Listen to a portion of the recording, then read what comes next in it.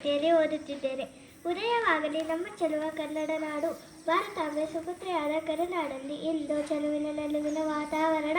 ಎಲ್ಲರಿಗೂ 79ನೇ ಸ್ವಾತಂತ್ರ್ಯ ದಿನಾಚರಣೆಯ ಶುಭಾಶಯಗಳು. ಬಲು ಕಷ್ಟದಾಯಕವಾದ ಭಾರತದ ಪರಿಸ್ಥಿತಿಯು 1947ಕ್ಕೂ ಮುನ್ನ ಹೀನವಾಗಿತ್ತು.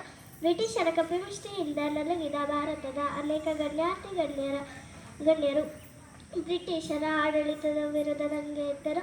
ಅವರನ್ನೆಲ್ಲ ಬ್ರಿಟಿಷರು ಒಡೆದು ಆಳುವ ನೀತಿಯನ್ನು ನಿರ್ನಾಮ ಮಾಡಲಾಯಿತು.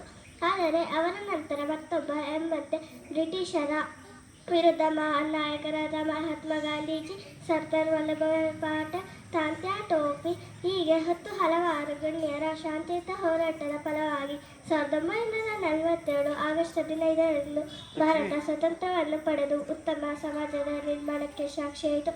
ಎಲ್ಲರಿಗೂ ಮತ್ತೊಮ್ಮೆ ವಂದಿಸಿ ನನ್ನ ಮಾತುಗಳನ್ನು ಮುಗಿಸುತ್ತೇನೆ. ಜೈ ಹಿಂದ್, ಜೈ ಭಾರತ್.